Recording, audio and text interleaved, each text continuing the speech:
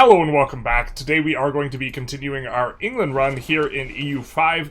Last episode, we won the 100 Years' War. France is now in our personal union, and we also took much of the coastline here from them, for which we can actually project a decent amount of control. You can see here in Antwerp, for example, we have 85 proximity. That's more than what Harrow, which is adjacent to London, has. So really kind of starting to pop off in terms of that, and we don't even have full naval yet. We only have 45 naval, much to our chagrin. We really want to have 50 so that we can slot in some government reforms, but unfortunately we do not have that here. This is mainly what we did last episode. This episode we are expecting to annex Normandy and also annex Flanders in the near future, so this is going to be nice, and also start to participate in the colonial game. We have set ourselves up for it.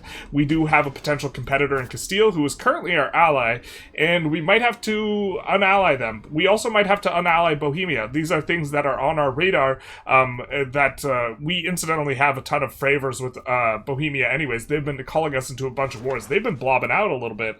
They're looking thick with a few C's here, but that's what we have going on. We do see that we have possible religious actions. Our guy just died, and by our guy I mean our king, and by our king I mean not the king, this guy's daddy, but we don't really like this guy that much. But he's 18, he's relatively young, so do like using Placidium Regium on here, which is going to give additional crown power, quite a bit of crown power. So let's take a look at that in action here. We're currently at 30 crown power. Actually, you know what? So here's the thing. The more crown power modifiers you stack, the more the value of them gets diluted. And so a 20% crown power modifier when you don't have a lot of stuff is going to be absolutely massive.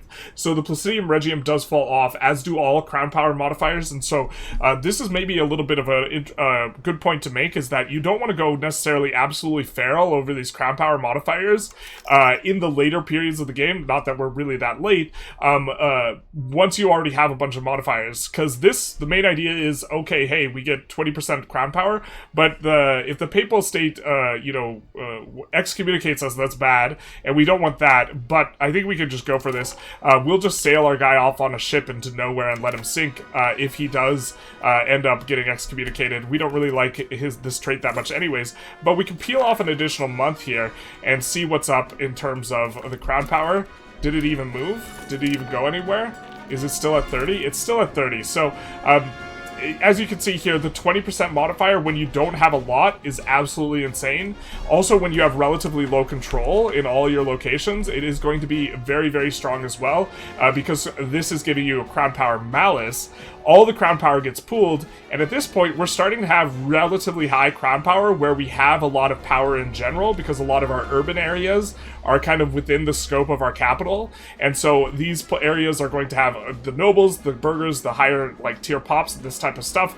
And so since they are mostly here, and they also mostly have good control, the 20% is not anywhere near as helpful as it is in the opening salvo in the game, where this is super essential. And this is kind of why English Parliament is such a good distribution of power law. You really value the maximum tax, and this scales incredibly well into the late game, not to mention easier/nicer parliaments. But the crown power, this is terrible in the early game. We slot it out during the first episode, and then we slot it back in later, but this becomes relatively inconsequential later, or not that big a deal. Really pushing towards 40% crown power requires additional increasing marginal amounts of crown power in order to do this, and so that's why I think like kind of 30 is a nice spot to be, you don't or can't necessarily push that hard past it. Also, in all of these locations, in addition to not having, crown power difficulties as a result of a lack of control, a lot of our urban areas now have the 33% crown power off the counting house. So this is also diluting the efficacy of crown power here for us. Alright, so we pipped the new age, and we're going to kind of talk through our decision making here. I think that for the most part, we're probably deciding between admin and diplo ideas, but I did want to go through military as well. There are some goodies here that scale relatively well. We have a little bit of morale. The advisor stuff is not as important. Combat speed, I think, is generally speaking not the strongest stat, but we have 10% naval morale, and we have a decreased army maintenance. If you could stack a lot of that, that's good. And heavy ship power and galley power in particular particular is going to make a big difference, I think, in terms of if you're fighting navally, obviously, but also Navy initiative. So quite a bit of heavy, bias towards Navy in this age, and so I do think this would maybe be reasonable for England if you were in kind of a PvP situation where you defending your coastline is so important. Looks like we have hegemons, and we get cultural hegemon. Big nice. That's exactly what we wanted. And so being able to defend the coastline, it would be very important, and so establishing supremacy there, I could see some argument. I also think that admin is a decent shout for multiplayer as well, because going admin allows you to have a lot of merc cost reduction. There's 25% from the previous age from admin, and another 20% here. And so, Merc's base price is going to be 150% a normal recruitment price, but if you have minus 45% price on that, I'm not sure if it's additive or multiplicative, but if it's multiplicative, right, this would represent suddenly now Mercs are a little bit cheaper than regular units, which is an important inflection point, and I think that Mercs are something you make use of in multiplayer, or are going to be something you make use of in multiplayer. Probably not that strong in H3, but this is something to consider. Along with that, we do have efficiency of cabinet, the pop conversion speed. Now, the base pop conversion speed is 2, so this 6x is your conversion speed until you get some other sorts of modifiers. Although cathedrals give a ton of pop conversion speed now. I think it's like 35, which is a lot on a very expensive building, but it's 35, so it's really a huge amount. And because of that, normally I think in terms of the Reformation and us planning on going Anglican, if we can get the events to work, which, to be fair, going Anglican's a little bit difficult. This, I think, would have been really useful before, but it's much less of a big detail now. Pop's conversion speed and assimilation speed, it's maybe worth clicking on, like, a location to kind of show off that how mathematically this is often going to be worth a lot more than it looks like, because if we take a look at the modifiers for assimilation here, right, we have a plus 50% modifier, plus 15% modifier, a minus 15% modifier, and a plus 80% modifier. So total, roughly speaking, we have around a minus 30% modifier, and so what plus 10% represents is going from 70% to 80%, which is more than a 10% increase, right? It's like a 14% increase, something like this. And so very often, this is going to be worth more than it looks like in terms of these numbers. Although, if you have a really stacked either humanist giving you additional, assimilation, or spiritualist giving you additional conversion, it's going to be worth a lot less for those. But if you're super spiritualist, right, the value you get on the assimilation will be worth more, because the spiritualist, if it cuts you down to 50%, then this plus 10% is going to represent a 20% increase relative to where you were before in terms of that. You also have 2 building cost modifiers here in admin, which really gets the buildings down cheap. We have higher mercenary cost premium, we already discussed that. Speed of integration, not too big a deal. Monthly colonial migration, plus 50%, kind of into that. And here's one of the stronger ones in terms of the eco, is plus 25% trade capacity. And to the extent that we kind of are rubbing our hands together subconsciously, like, it is often this additional trade capacity. This is a relatively uncommon modifier, so it's not like we have 300% trade capacity and we're getting plus 25%, and it's only an 8% increase relative to what we had before. It's actually tends to be, I think that it's hard to stack over 100% trade capacity, so that is attractive. Expand mining cost. Iron output is kind of not that relevant, because iron output, you get a ton of it in the tree anyways. And then we have urban building costs. So between the urban building cost and the building cost, that's minus 20%. So this is relatively attractive. And then in the Diplo, we have exploration monthly progress. I think we want to, at least for theme, really lean into colonization. So we're probably going to go Diplo, even though I think there's a strong argument for admin. But we have extra colonial range, allows us to really kind of get to new places that are really valuable early. I think England specifically can't range Cuba very easily, and this might help you range Cuba, and Cuba is probably the most lucrative place in the early, kind of during this age, in terms of ability to extract value. because a lot of things are like just out of range or like not that good, this type of thing. We also have trade range plus 50%, which is nice for us, allowing us to get more lucrative trades. I think that if you stack a bunch of trade range, if you pick all the options that give you trade range, you get like way more trade range than you need, and you can like, once you can reach, you know, like China, Japan, additional trade range is useless or is not useful at all. Those are the same thing. Those are synonyms. Also, a plus 50% colonial migration. I think this used to be a plus 100%. We get exploration. We get colonial range plus 500 flat, and then also the exploration CB. A little bit nasty here, but the people we're using it on, generally, we're not going to be acquiring antagonism on people we care about. Although we do want to keep the antagonism relatively low for the purposes of being able to make allies, because people won't ally you if you have a potential coalition. And so even if the coalition is just a bunch of people, you know, who are just in the third world countries that they've never heard of, they still won't want to ally you. We also have a spy network construction plus 50%. That's kind of nice, especially when combined with exploration ideas, because you will be constructing the spy networks, and then you will be using them to gain CVs. And also, in terms of exploring, making spy networks and then stealing maps, really, really effective. So this is also pretty good. We also have vetting for counter-espionage, probably only useful in multiplayer. Trade range used overseas. Now, this is going to make it so that we don't use as much trade capacity, unless I'm mistaken on how the modifier works. Maybe it just adds range, but I think it reduces the actual trade capacity you're paying. And so, in a sense, it is a similar modifier to additional merchants, if it's working like that. I'm not 100% sure, but that is something that's kind of useful. But also, this is multiplicatively effective in terms of where we can range, I think, with trade range, but I'm not 100% sure on that either. So that is going to require a little bit more investigation. And then we have shipbuilding speed, not really that useful. I think we're going to go for Diplo. I think a strong argument could be made for admin as well. And in multiplayer, generally military tends to look a lot better.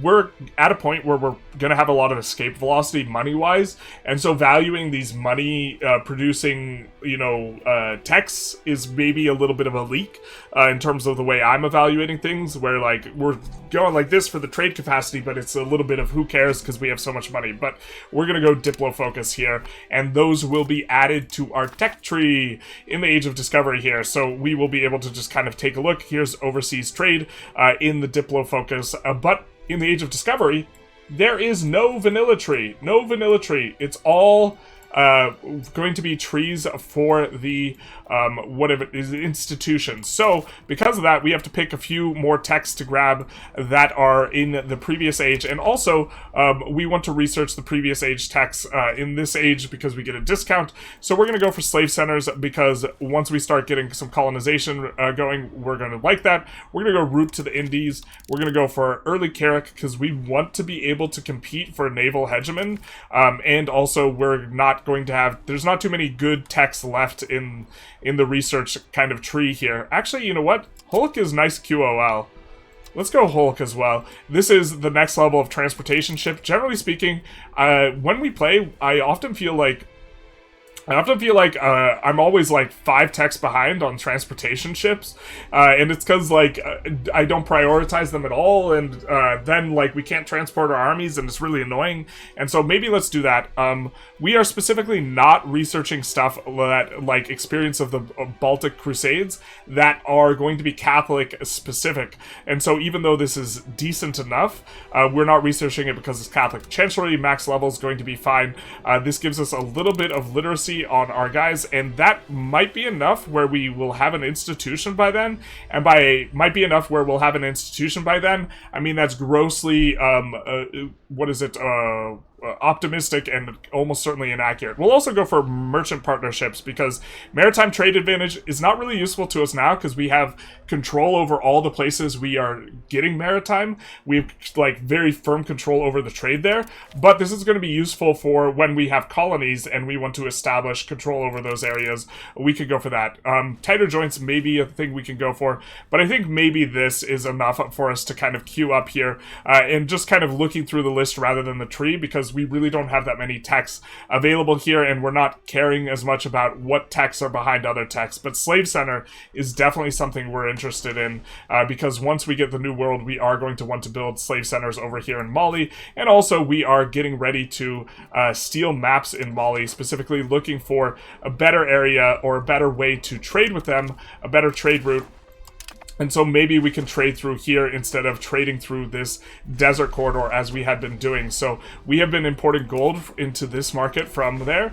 And the trade route for us, the trade route has changed. So now it is more efficient. It is now using mostly sea. It didn't look like this last episode when we tried to do it this way. But instead of traveling through this corridor, which we're not very good at because we are navally oriented and we're better at trading overseas, we're just going to travel this way, and we are going to have a little bit of trade there. Let's see how profitable those trades are. If we take a look, not the most profitable, but I think that we might be able to also export gold out of here. If we take a look at suggested trades for profit, looks like we could even import gold for profit. Wow.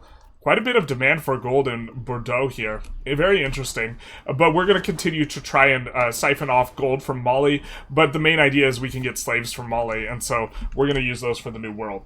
So the reason why we were so excited about getting Cultural Hegemony just right off the bat, which we got off of our university push from last episode, is because assimilate area is just an absurd interaction here. So we had been kind of putting off assimilating the Cornwall people over here, largely because we don't have enough control there, and as we kind of discussed with the Malices, it was difficult in terms of percentages from lack of control and the fact that we didn't have this massive cultural influence. Well, now we do, and so what we're going to be going for is this integrate area, and the entire area is going to, or assimilate area, the entire area is going to assimilate here, rather than needing to do it on a per province basis, and this is very, very strong. And we're also setting up some of our expansion for that. When we annex Poitou, if we take a look at the area map modes, we have set up, okay, we missed 2 locations here, but we are trying to set up a situation where we could go after all of this in terms of assimilating, and then we are not accepting that culture. So we are kind of thinking ahead of time, which are the areas we want to use assimilate area on.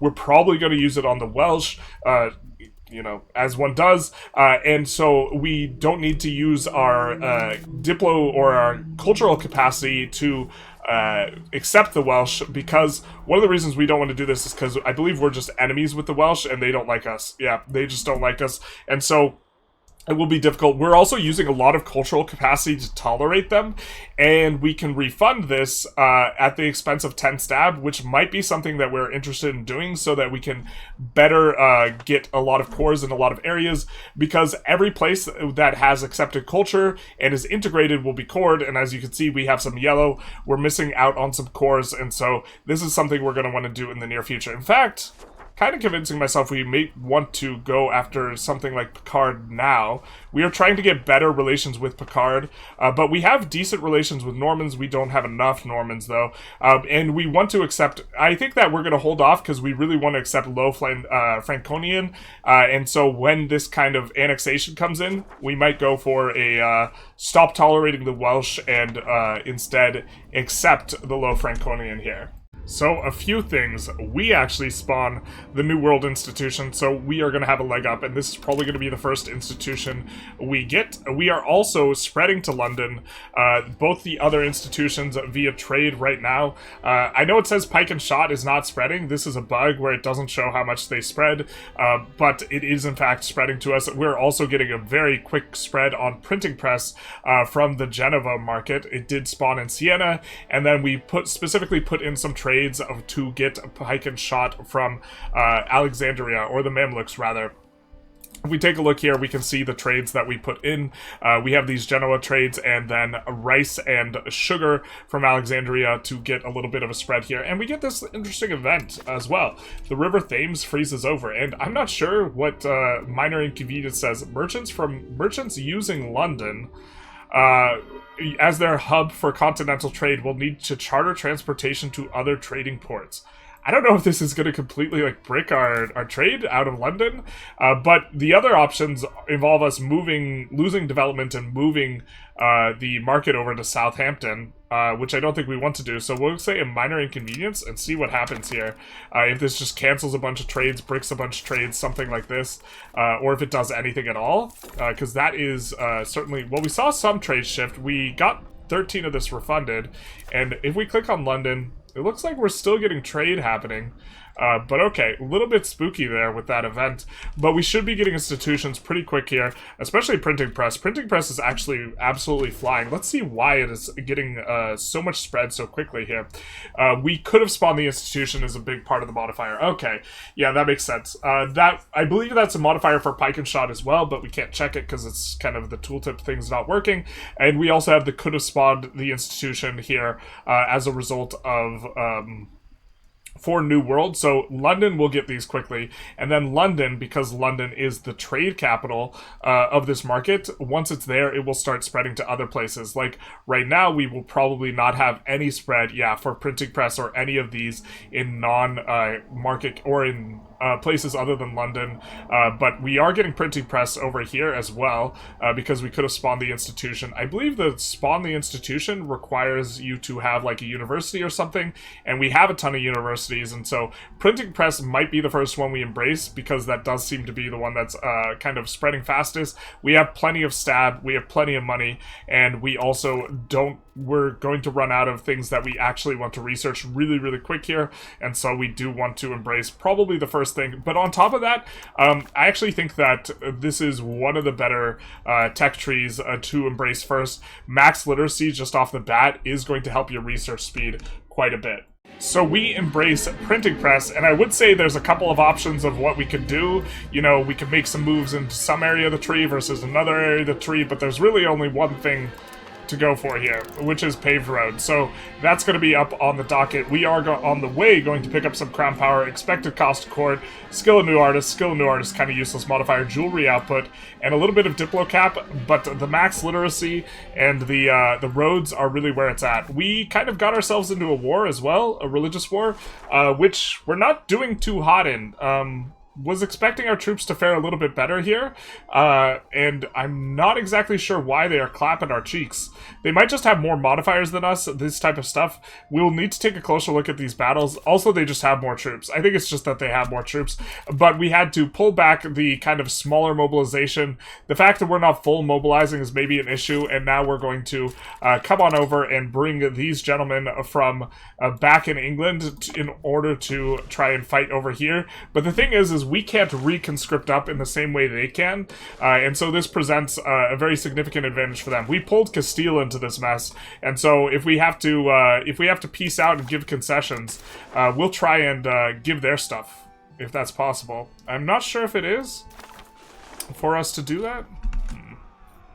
As we're trying to annex them, Normandy keeps getting disloyal, so we are needing to use the support loyalists cabinet action, or not cabinet action, diplo action, which is draining on our diplomats. So this is going to be, they are going to get extra 20 loyalty to Overlord, and we will get giving this, which gives us negative diplomats, and so ideally we want to avoid this, so we are kind of working towards incorporating our subjects rather than adding on new ones, although with this war the intention was to add on a couple colonial subjects maybe. It is going a little bit better. We're just parking our army on top of Bardis, which is going to have +3 dice roll, but I think that us being kind of narrowly squeezed in is maybe not ideal, but I think either way the die roll will be good for us, and we can just wait on this because this is the war goal. We did pick a war goal that did not involve us taking a fort, and I think as Granada starts to fall, we will maybe have the option of either piecing out Granada for something or using the war score we get from occupying Granada, which Castile is doing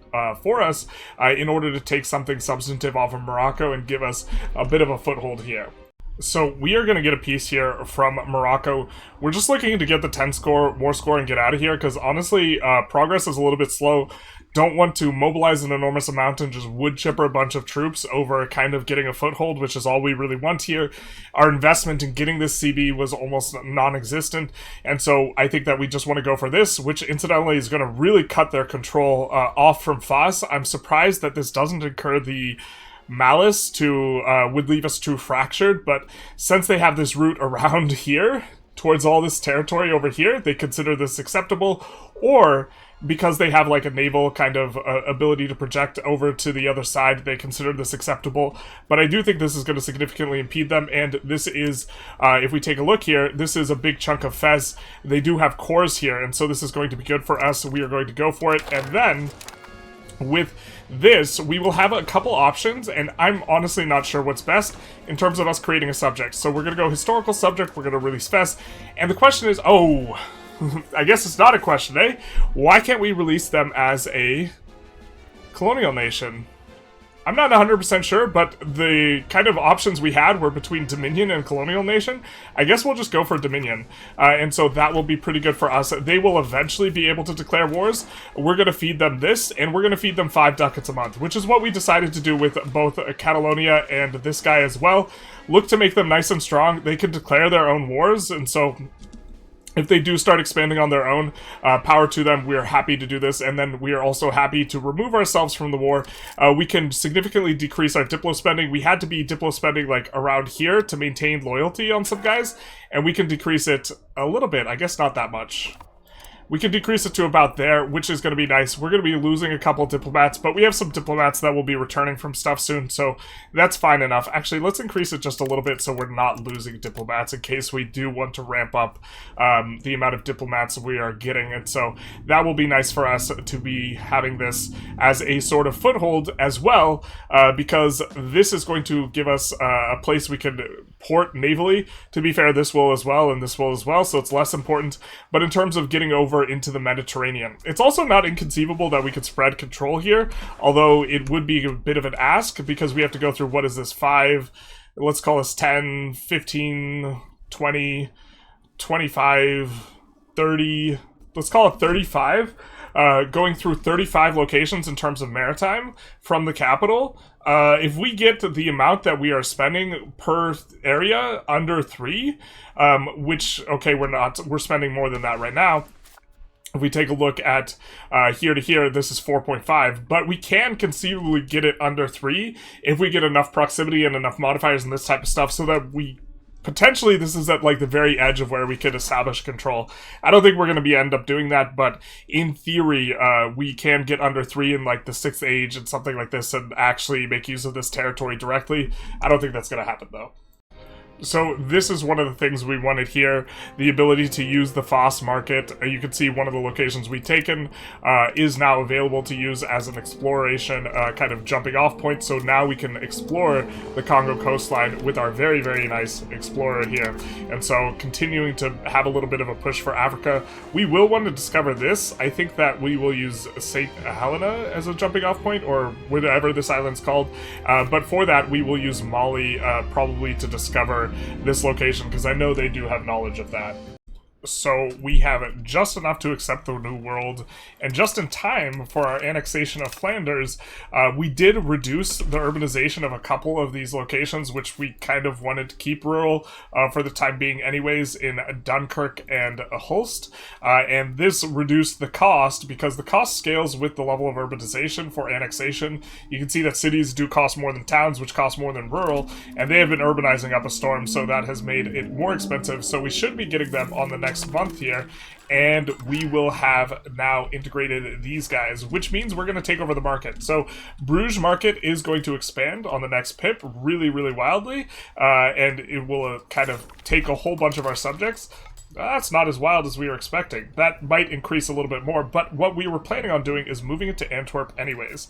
That way it has a little bit more breathing room. So let's relocate the market, and let's put it on over to Antwerp, and then see how Antwerp kind of fares. But just kind of reminder, in terms of Antwerp, we are getting 89 proximity here now in Antwerp, and so Antwerp is like its own sort of mini capital that's radiating out, because a lot of places are going to be connecting to Antwerp in terms of their proximity. Like if we look at these locations, they're gaining it through Antwerp. Like Alast is gaining it through Antwerp, and when we annex Brabant, almost everything will be coming through Antwerp, because the segment for going into Antwerp, by virtue of them having such a good harbor capacity, is very, very cheap, and we are looking to reduce this even more. with, you know, kind of any type of thing that we can get. Harbor capacity is going to be a big one. I think that we actually can, I think we have a couple built, no, I think we've built all the buildings. Nope, wait, this is coming along. So this is going to give us more harbor capacity, which is going to increase this. And so effectively speaking, like if we look at our industrial hub, we have the same amount of control in Flanders as we do there. So that's why Flanders has been something we've been focused on. And we can see even the docks coming in on Flanders. This is going to be good for us. And so what we're going to be doing is we're going to be looking through these places. We're going to be saying, hey, it looks like we would be good at specializing in XYZ thing because the AI just builds a bunch of random stuff instead of choosing to specialize. And so what we're going to do is in this area, we're going to have fine cloth, and to a lesser extent, we're also going to utilize the sand into building glass. And then also down here, we are going to have all of the cloth things, plus naval supplies for the fiber crops, these types of things. And the salt builds into a few things as well, but overall, this is going to be really nice for us. And I think that now... let's take a look at how Antwerp looks after we let the monthly tick happen, because Antwerp should get a little bit bigger. The tooltips keep breaking us. Alright, well, not as big as we thought Antwerp was going to be. Thought that Tencarville was going to be a little bit smaller, but coming up on the horizon is going to be an annexation of these guys as well. So we'll do a little bit of cleanup over here, and maybe... actually... you know, I think I'm feeling a little dirty now. We were trying not to abuse the fact that you could just downgrade all their things in order to make it cheaper, but like looking at how much pop is in Dunkirk and Hulst, kind of maybe thinking that we actually should urbanize these just because they have so much pop. And it's really nice timing as well, because I don't think we have institutions here as much as we do over here, so we got to accept the institution before we got this massive bump in our pop. Yeah, look at this. That's pretty big in terms of the increase in population out of getting Flanders, and so this is going to be really good for us. We're going to build up here. So I think we're just going to tolerate being over on the accepted culture so that we can accept low Franconian here. It will be a tolerated culture, and then it will be an accepted culture, and this is going to give us cores on all of this area that we just kind of are identifying as centrally important here. We are going to have a really, really high amount of... do we want the stab? Usually we want the stab here. We are going to have a really high amount of proximity here, and then as this kind of ticks over, we will now have a bunch of cores here, and so the maximum control of these areas is approaching 90. In fact, in Antwerp, it might even be over 90. Yeah, 92. So these areas are going to be very, very lucrative for us.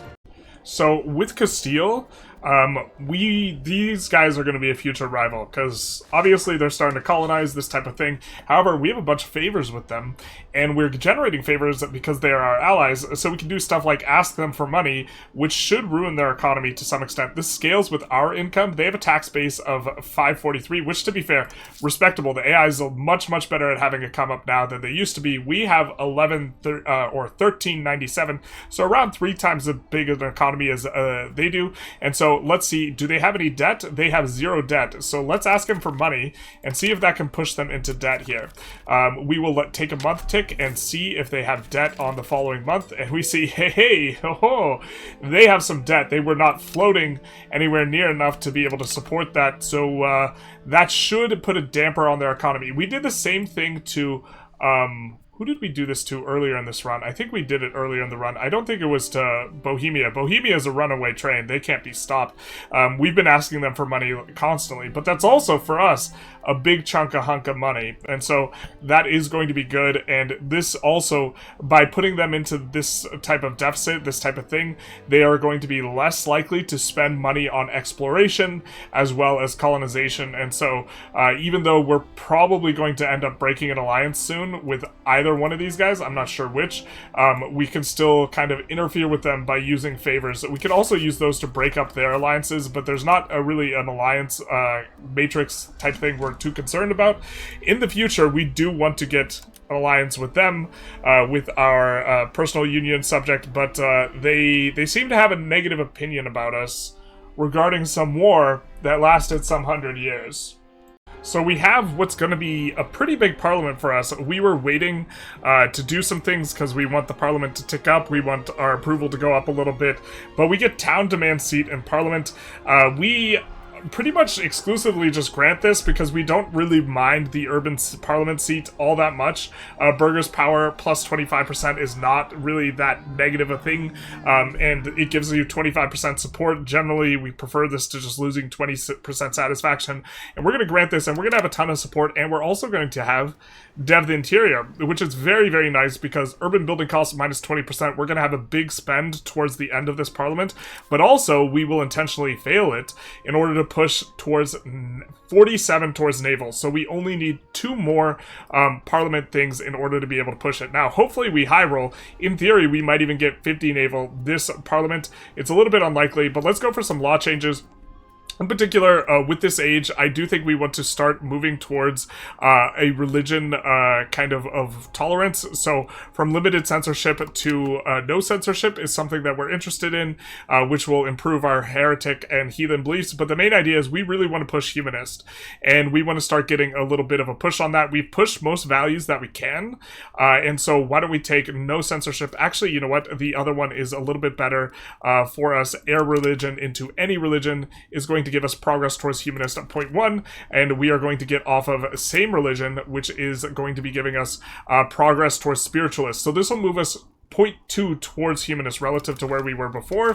0.9 of that is still got to be realized, and so by just changing these 2, we are going to have a humanist trend, and so we will demand a new marketplace, or they will demand a new marketplace, and we'll give it to them, and we will also law change onto the no censorship here, and with these 2 in place, we will have a positive trend towards this humanist once the laws are fully kind of impacted or put in. We are currently, pushing conciliatory.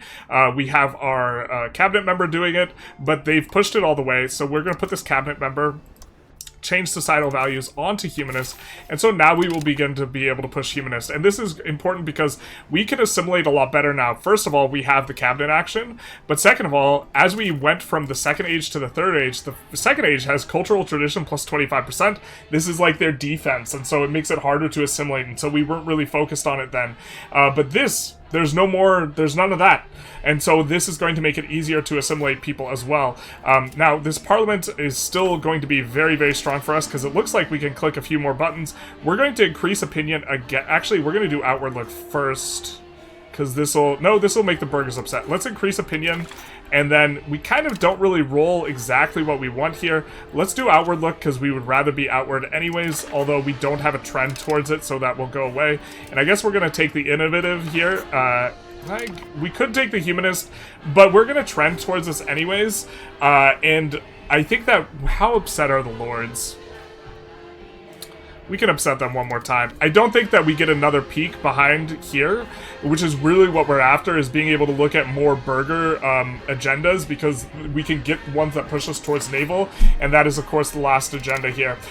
We could address local assembly complaints and get another parliament thing. I think we'll do that. We have to fail this, though. We want to fail this.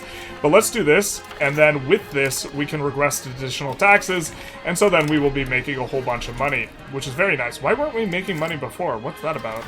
I guess that's probably our legitimacy expense. It does get really, really pricey, especially as you become a great power, and especially as you become the #1 great power, plus 10% expected cost of court. So if we take a look at our expenses, expecting to see that really kind of, yeah, this is starting to grind into us, which is one of the reasons why extra legitimacy, flat legitimacy, is so valuable, because the decay is always 1, even as you get more expenses. So as the percentage cost of court rises, it's giving you the exact same thing, which is the investment and getting this additional push.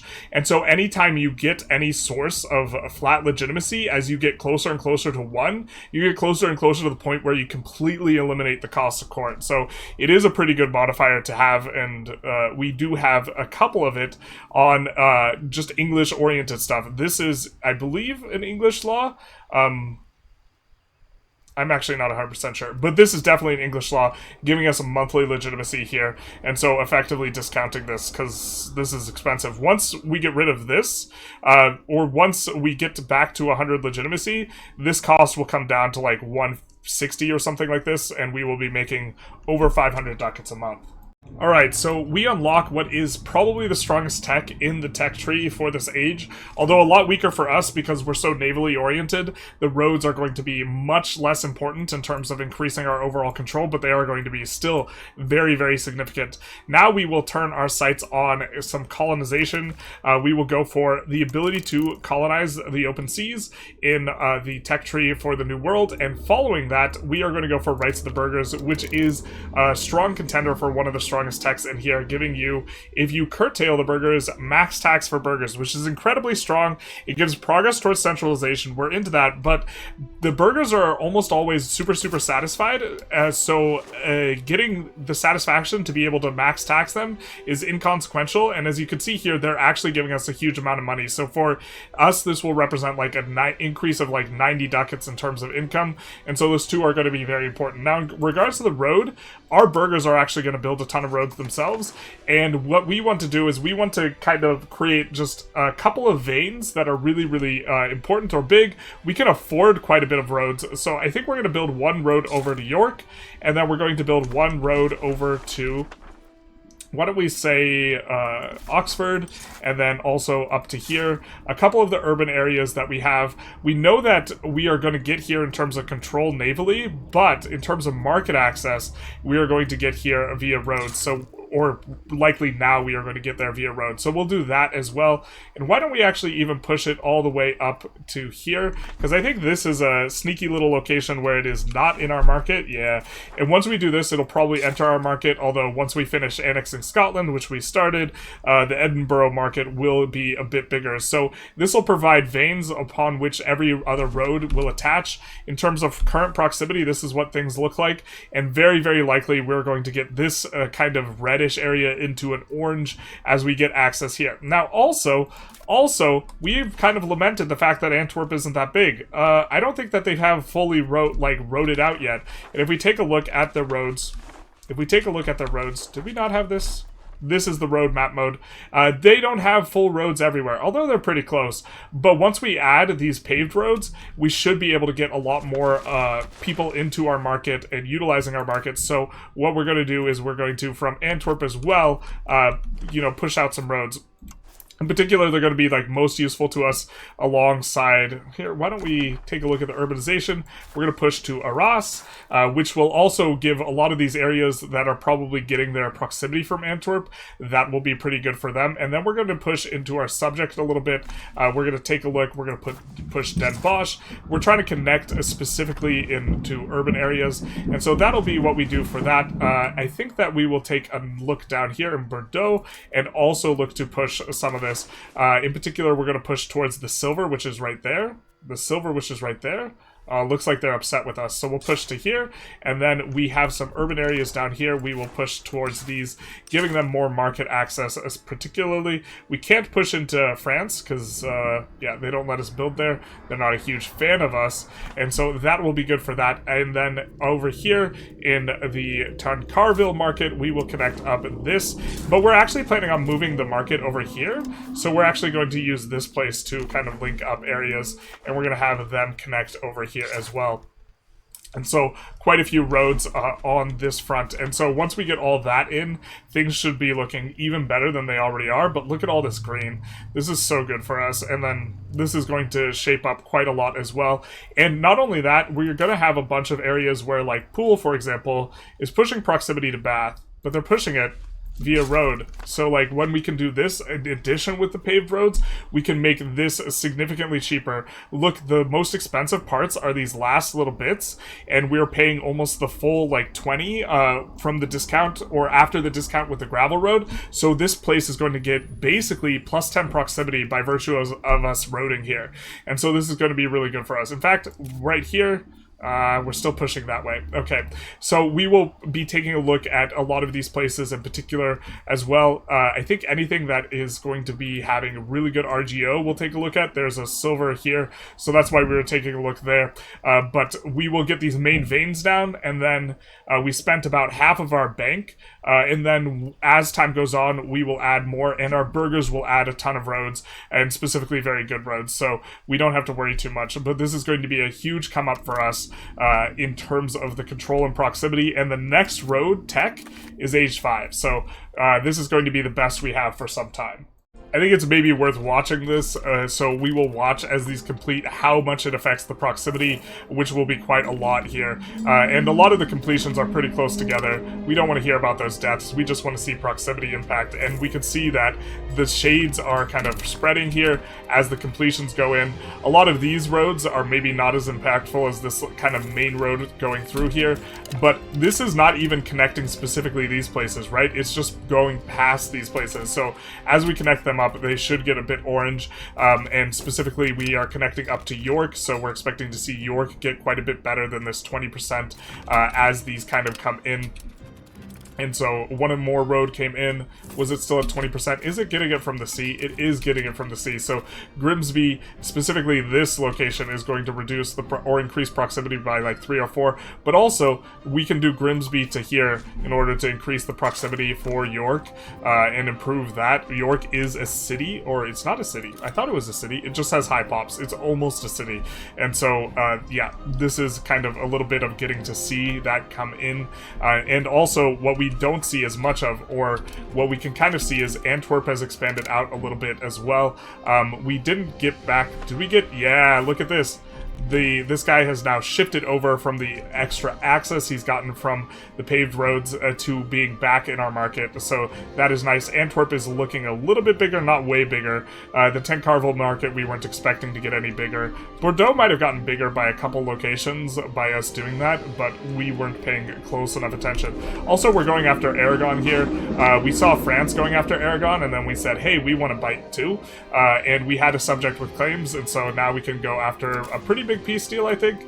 I think we're going to go for the Barcelona market and then probably move that market down to here and then hold on to that and feed the rest to Catalonia, and then look to acquire a lot of the coastline. We want to deny France coast, so if we take the coast, they can't take the coast, and so a peace deal like this is probably what we're going to do, but we're going to make sure we do all the kind of normal things that we do to make the antagonism cost a little bit less before piecing out. Alright, so we moved the market over from Barcelona to Tortosa, and a big part of why we did that is the rivers are particularly effective at propagating market access, and so if we take a look here and we look at the segment, we can see that the river downstream modifier, so using an estuary for market access, is going to give this minus 50%, and so by virtue of having it on a river, we are going to be able to propagate quite a bit better upstream and overall have more market access, and so that's why we moved it from there on over. It is also a relatively good natural harbor. We're going to hold on to this ourselves, that way we can build in it, we can benefit from it more directly ourselves, and we just need to benefit from trade reasons. And so what we're going to do is we're going to, you know, do stuff like we are going to build a entry pot, which is going to increase our overall market attraction. We might build a little bit of some storage just to help out. We don't really need that ourselves. It's not going to help us ourselves. And then we're probably going to push as many marketplaces as possible in here in order to try and ensure that in Tortosa we do have a reasonably high kind of access here. We see that, or reasonably high trade advantage. We see that we're not even on the list, but that probably just needs to update a little bit, as will the Tortosa market as time comes on. You see that it did diminish somewhat. That's partially because we don't have an entry pot, and you see in terms of trade advantage, we're looking pretty good, so we might have control of trade in this area rather shortly with just the singular location, while our Dominion kind of Catalonia is able to exert more pressure over this area. We're going to need to grab them, or give them this location as well. We missed that one. Big role for us here for support a mercantile cabinet, allowing us to push a trend towards plutocracy if we pass this, which we will be doing. We have the Normandy annexation coming up in just a second, and that will be fantastic for us. We probably should have checked, actually, what our cooldown looked like on ask them to improve our relations for the diplomat, ask to improve cultural opinion, and also checked on Normandy in terms of how they accept us. Okay, they have a pretty good opinion of us. It looks like it's 0.88 to accept them. We're a little bit off of that, so maybe we should have improved relations with them, but I think we might end up just using our cabinet action to assimilate them, something like this, while having them just as tolerated. But this is going to be big for us. So many things are big for us here, but we are going to be able to upgrade all of these, and we will also gain the market of Tancarville. So we can see how the market develops just by waiting and see how things change. It is now distributing our market access. Since we control all of these markets, all of our subjects and all of our locations are basically distributed to wherever has the most market access, which is kind of what we want, but we also do want to move the Tancarville market over a little bit to here. I think this will be a slightly better location. It is on the river, so what we were talking about earlier, it is still on the river is the idea. It will be a little bit further from the coast, but I do think inland a little bit will make it so that Griscor is taking fewer locations from London, which we kind of weren't a fan of, and also down here is a little bit of a dead zone in terms of market access, and so it does improve market access everywhere there. We're going to have a bunch of cleaning up to do. It's going to be basically the same as what we've done with Flanders. We're going to make sure that the market has plenty of lumber, plenty of masonry, tools, glass, this type of stuff, and with our kind of initial salvo, that way we can upgrade a lot of these urban areas, and then we're going to try and make them specialize in things that are good with them, all these types of things. In terms of resources that we've picked up, we have a little bit of wool, but nothing too crazy, some iron. We do, I think terrain-wise, yeah, just enormous amounts of farmland, which is going to be very valuable for us. Over here we have a lot of wetlands, which we can leverage into producing iron with the bog iron smelter, but also just look at all this farmland.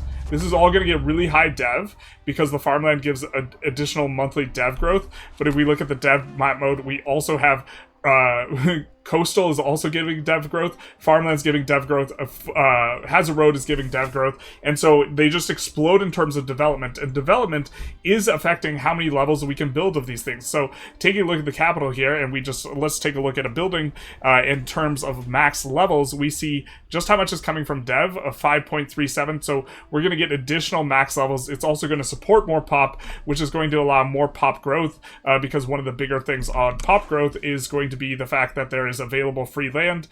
This is going to count for like roughly 40% of pop growth, and that scales with tooltips, please. That scales with how much pop capacity you have, which incidentally you have a ton from farmlands as well.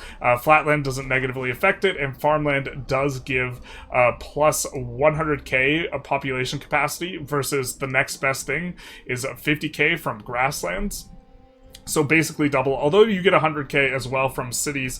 And then I think climate-wise, we're all oceanic. So no kind of nuance or anything there. We just have plus 100% population capacity, not quite as good as something like subtropical, which gives a plus, ooh, they nerfed it. Subtropical used to give a little bit more, but the one that gives the most is Mediterranean, which we don't have any of, but that's okay.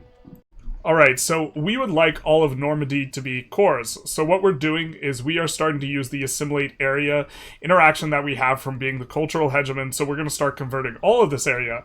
But we've been pretty proactive, and in terms of when we were fighting France, we were intentionally trying to make sure that we had entire areas locked up, and we have the entire Norman area locked up because once we annex this subject, if we take a look, you integrate an entire area, or you assimilate an entire area, these borders are all within our grasp here. So we will not be wasting any of that assimilate area once this place integrates, which will be relatively quickly, or once we annex these guys, because we have huge modifiers by virtue of being much bigger than them.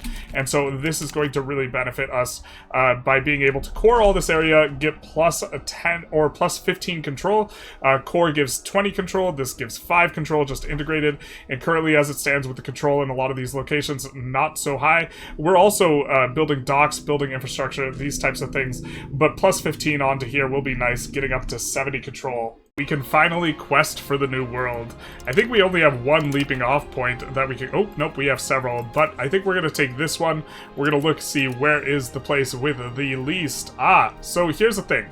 These guys, they have their own market. We do not want to set out from there because they don't have the proper supplies. We have to set out from a place that isn't Funchal or Santa Cruz de la Flores or Das Flores, and so we are going to avoid that. There's the Funchal market, and Foss market is going to be the closest.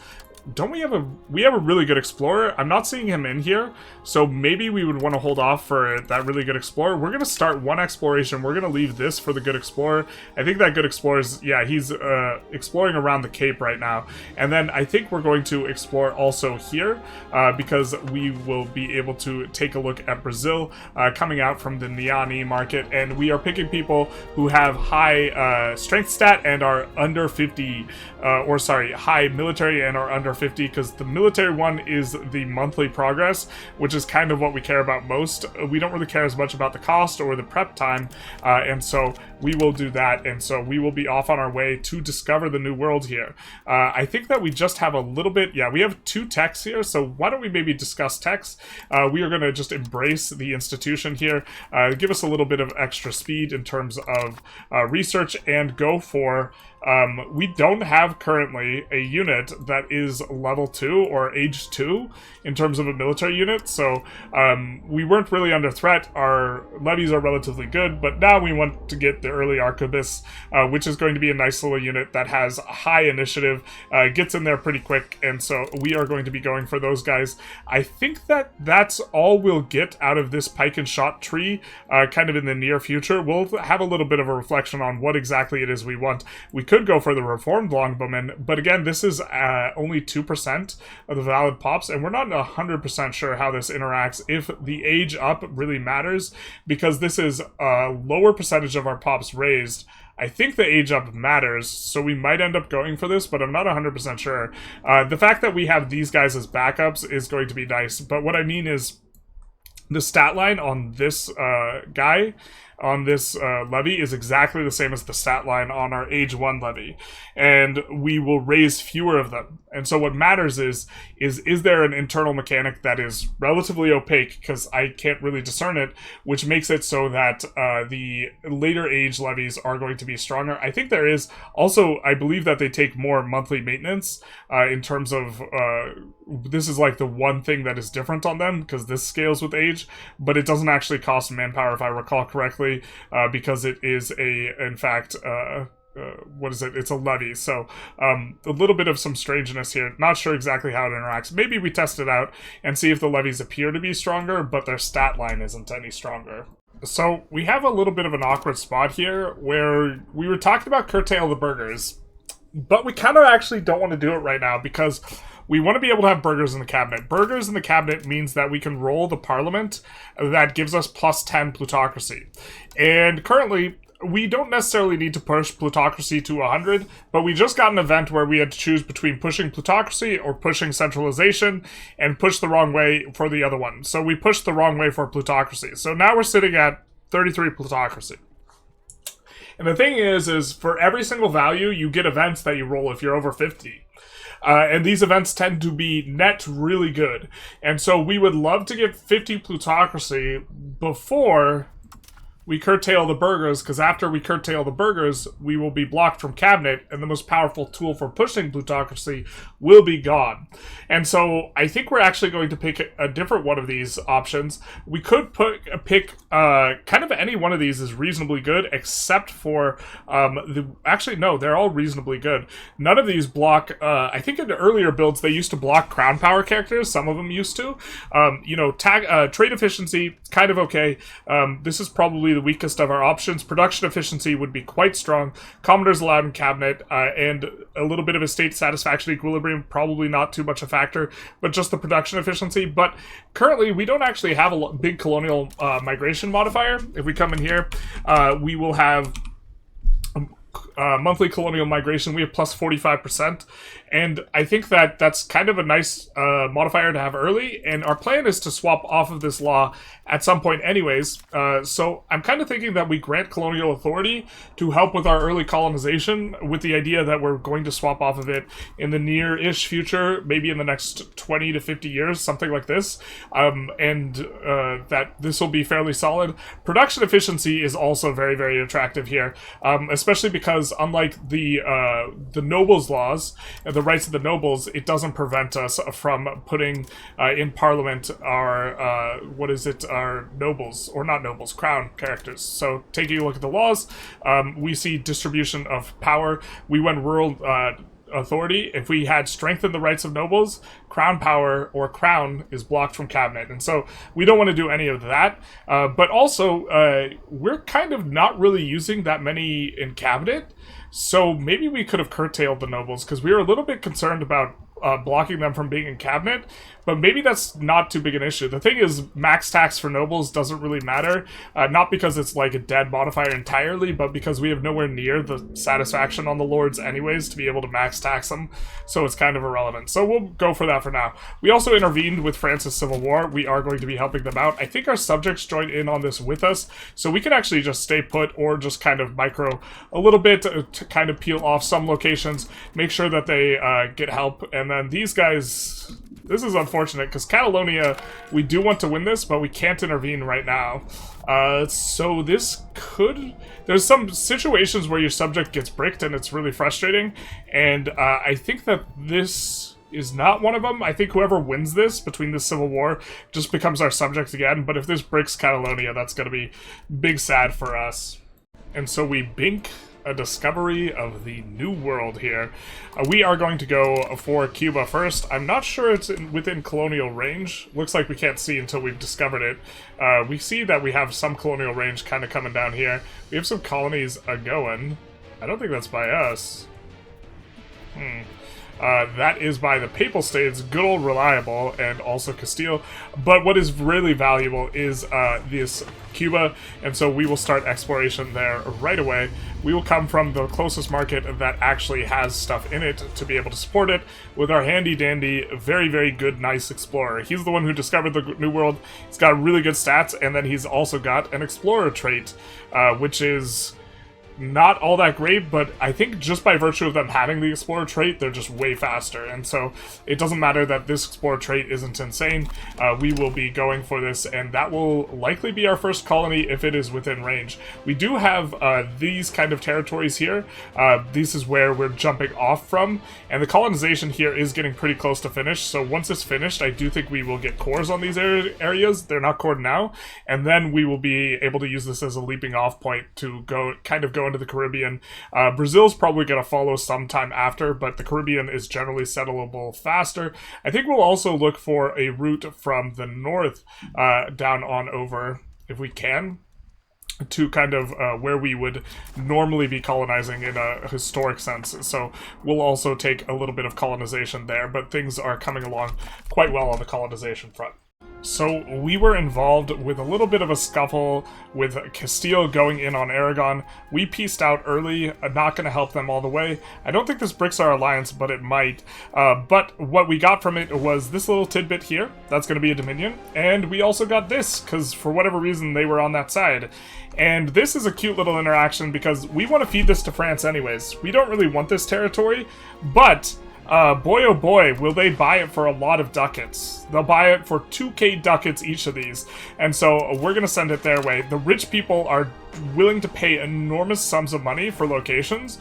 And so this is a cute little thing. Also, we get early arquebuses, which is going to be very, very strong for us. 4 times as many units relative to our current, footmen, and so this is going to be a huge come up in terms of military. We are going to greatly expand the number of arquebuses we have, or arquebusiers, and really kind of start to lean into just entirely standing army. You can see here we're producing a bunch of armories, and get away from using our levies as kind of the backbone of our army here.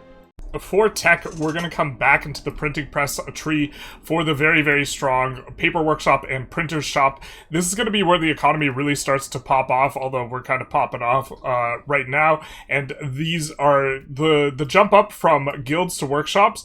It's a really kind of a bit to get into in regards to the math, but the way it works is you can build more levels, so you will get more production efficiency, and then the PM itself is going to be a little bit better.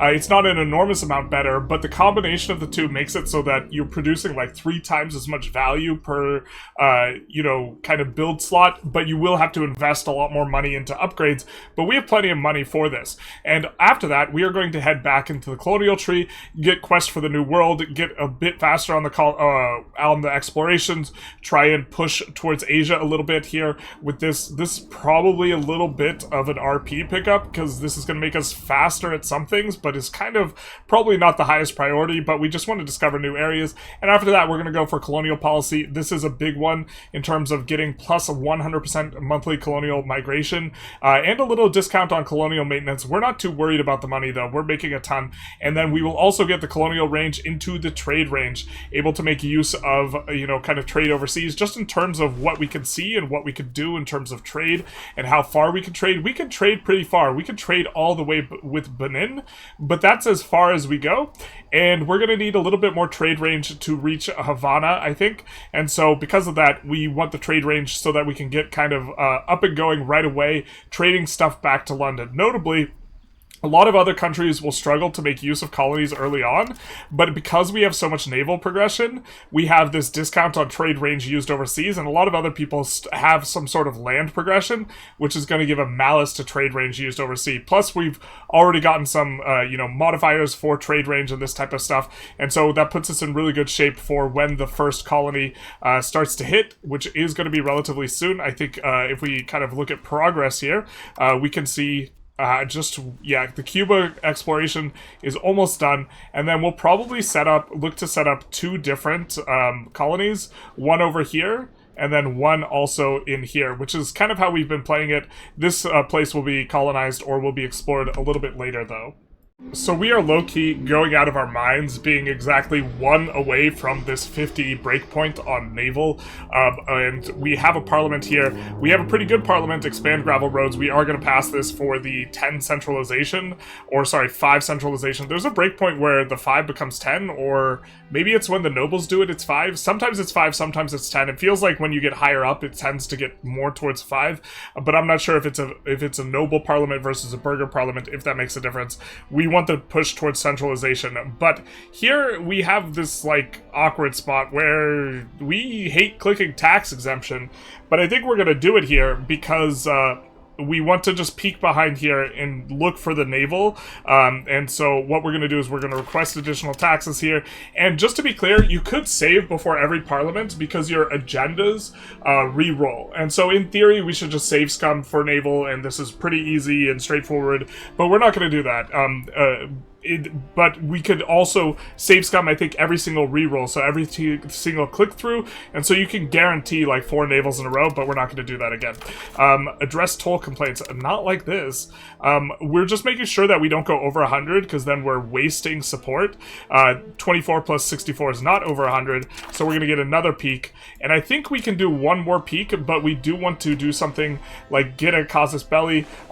We will maybe take a little bit of a look around here. I think that we could go for Frisia, and that this will be fine. We're just taking a look at who are they allied with, is it anyone spooky?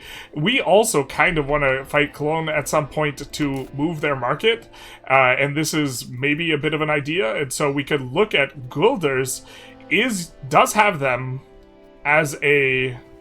this is an interesting one.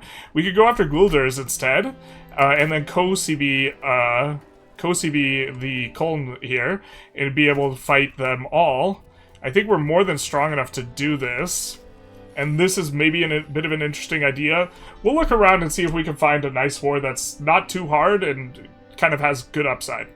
So, after a bit of thought, we're going to go after Denmark. They have a sound toll, which is nice. We're probably going to threaten war them over the sound toll. If they give us the sound toll, cool. If they don't give us the sound toll, then we'll just subjugate them. And this is a place we could get a lot of control to anyways, and they don't really have any allies And by don't really, I mean actually don't have any allies. So this will be super, super easy. There's massive hug boxes here, and while, you know, we would win those wars relatively easily, I think we would lose a lot of guys, and we'd just rather have kind of a bit of a softer war. And so we will do Fabricate CB, we will do it on them, we'll go after Zealand, and then we will get our click. Now, come on, send me your energy, chat. Please. Naval? Naval? Naval? No, plutocratic support. I think we'll click this as well, because we get to push 2 towards plutocracy, but we're not all that happy. Also, speaking of not all that happy, you know who's really not happy? The Lords. They'd be big bad. So we either have to give them a privilege, or we have to say, you know what, this is okay, we're going to have ourselves a rev. I think we don't really mind the higher mercs cost, and to be honest, we have 20% here. Let's come into the tech tree. We have like 25%. So in theory, I do think you can actually stack quite a lot of this. Just in practice, it's completely unnecessary because the AI is a little bit weak. But we do have also the higher them cost here. So that's, we'll put that into the queue. We will get a little bit of a discount on it. So that's minus 40% price. And then we have another one of those where I have no idea where it is in the tree. But I do believe we have another one that we unlocked. Oh no, we went Diplo. If we went admin, we would have had another 20%, but that's 60% price reduction. So even if it is applying flat to the 150% price that mercs cost relative to normal troops, that will still reduce you below 100%. So I do think mercs are good. You just have to stack all the things. But we'll give the nobles that. They probably still won't be happy, to be honest. That's a lot of percents to work through.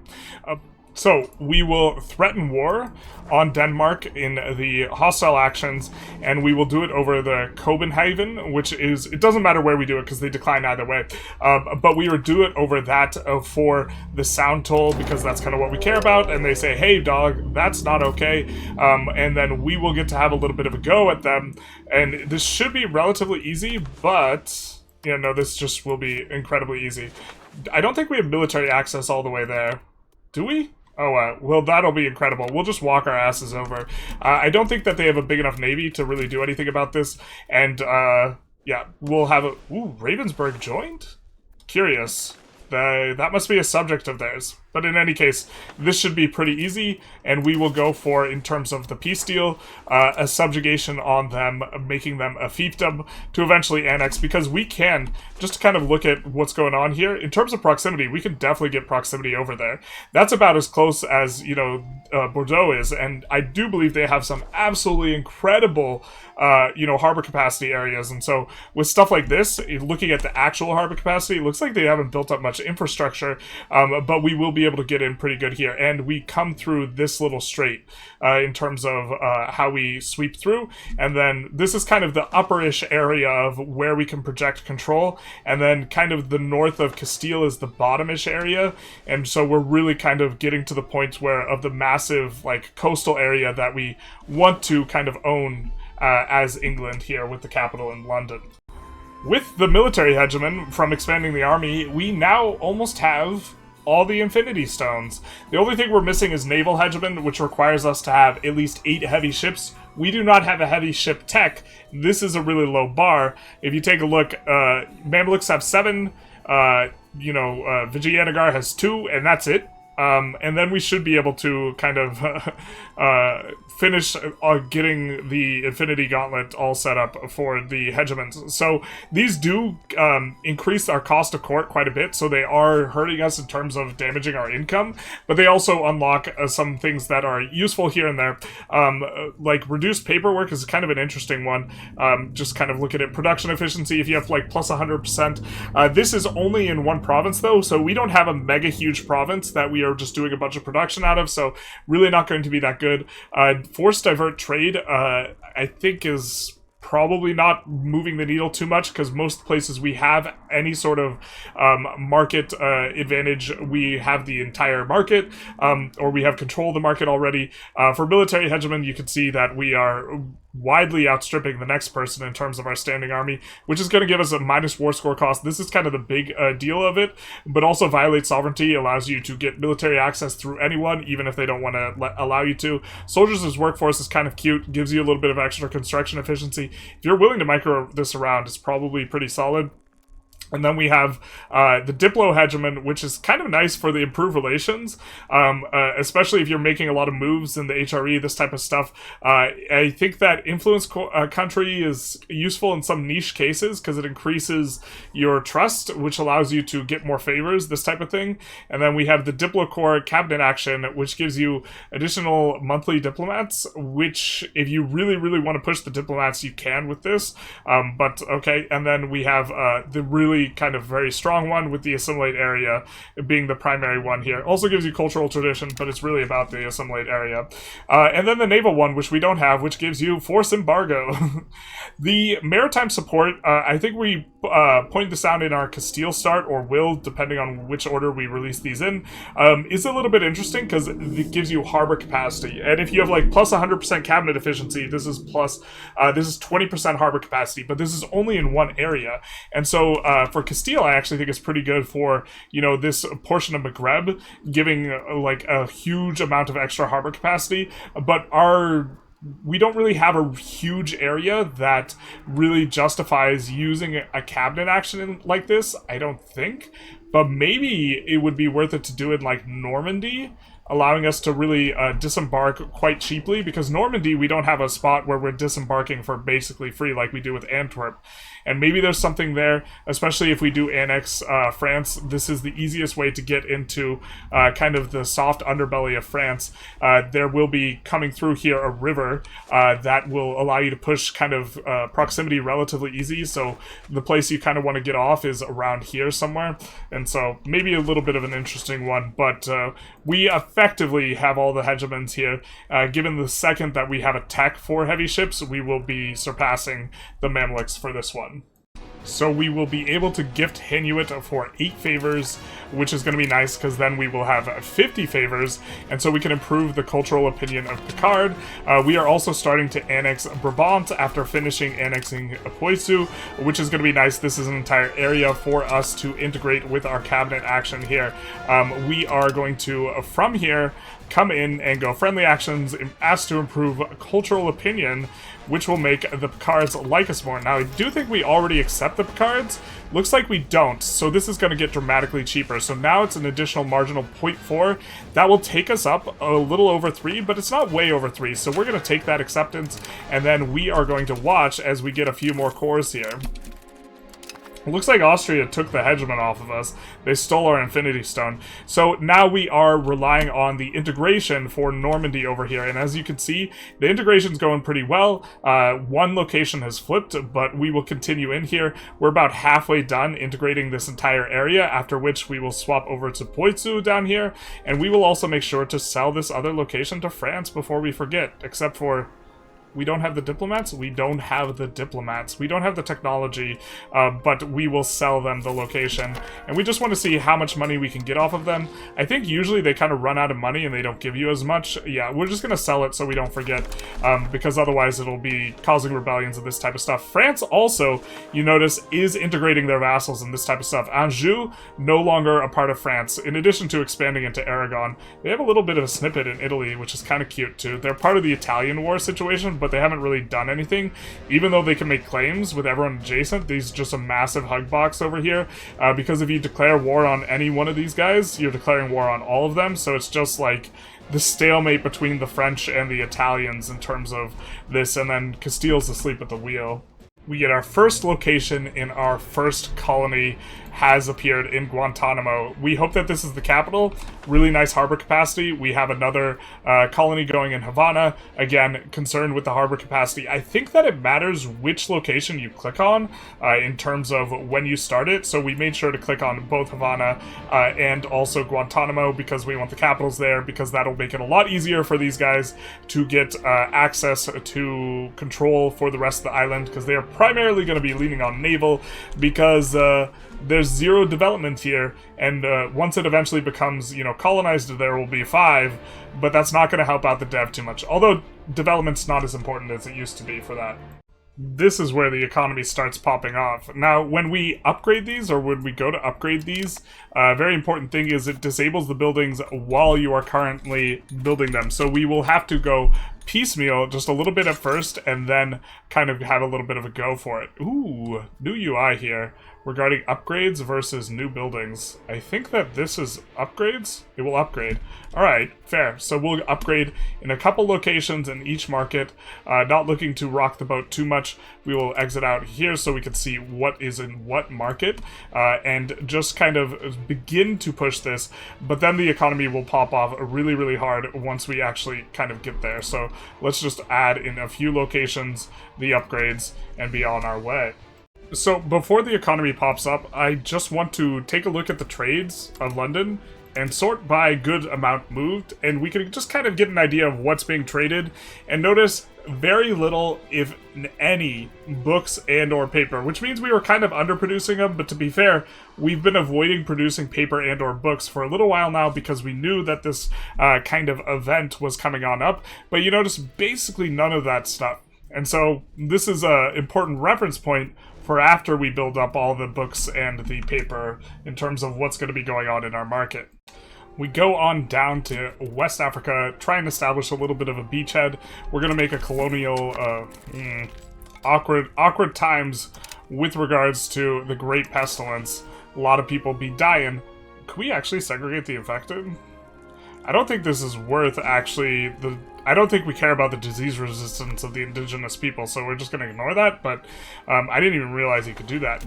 But coming in here, we are going to look to establish a little bit of a beachhead for ourselves, try and get just a couple of provinces, and then release that as a colonial subject, and that colonial subject will do very, very well. We'll have enormous population growth, and this is a very, very strong play pattern. So we're going to go around and we're going to look to seize kind of enough stuff to get 10% war score, and then probably be out pretty quick.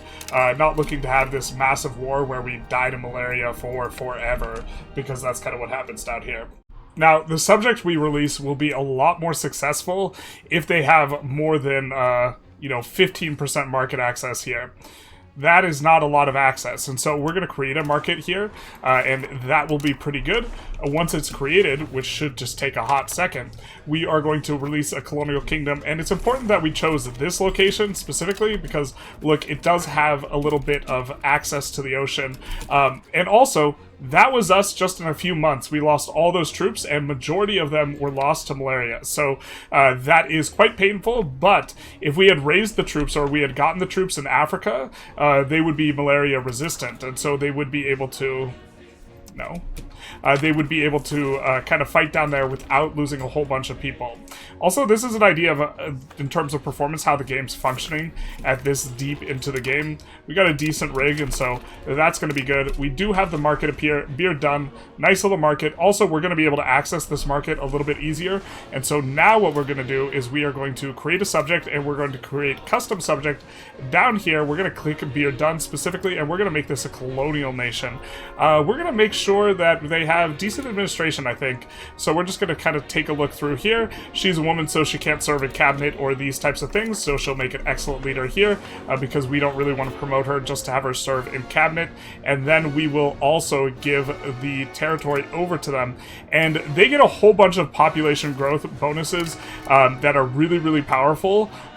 Colonial subjects, if you're going to have a subject and they're just going to stay a subject for forever, colonial's probably one of the better ones to have, and so we will just hand that territory over. They will take a little while to integrate it. Ooh, they start off with the integration. All right, fantastic. And then the other thing, the other business that needs handling is we need some slave centers, and so what we're going to do is we're going to build these all over the place, kind of bordering here. In theory, we probably should put them in higher pop locations, or prioritize high pop locations, something like this. That way we don't completely skim all the pops off the top, but this is going to be good for us and will allow us to get slaves. Now, they will just close these suckers down, because they'll be like, yo dog, what are you doing? We don't want to have this. But since it's our building, we can subsidize them, and we will subsidize them, and they have to pay for it, so that kind of sucks for them. But these will produce slaves, so that we will have a meaningful amount of slaves in this market that we can then bring on over to the New World. So the second part has been handled, which is that we need to have slaves in order to fund this, because taking a look here, if we look at demography and we look at like what's going on, there's like 2k pops.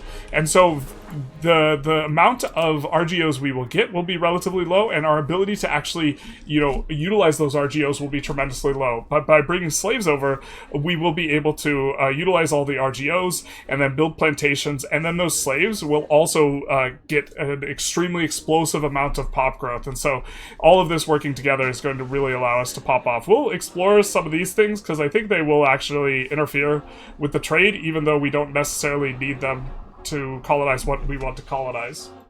This is our first time. We do have Parliament increase taxes, but this is our first time having over 1k in terms of net income, and once these buildings start finishing, that's likely to stick around.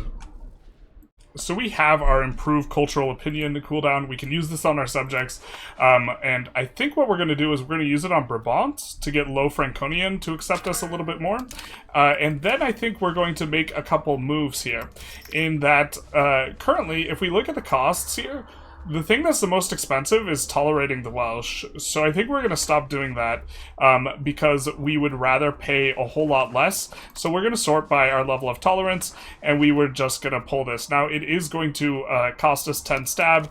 That will be lamentable. They will be very upset about that whole thing, but now we will have a lot more to work with. And now, if we sort by most kind of populace here, we can accept a few more of these guys. Now, I think that we have Norman that is not accepted, and to be fair, we're currently culturally converting these guys, but I think what we're going to do, since they actually have a good, positive opinion of us, I forgot that we had improved cultural opinion of Norman, we're just going to accept the Norman, and we are going to flip on over our cabinet action that we are currently using to assimilate, and we're going to move it on over to Poitsu, where we have a whole bunch of people that are not going to be as accepted, or they don't have a positive cultural opinion of us, and also there's two different groups. And so we'll get all cores up in here. I said we'll get all cores up in here.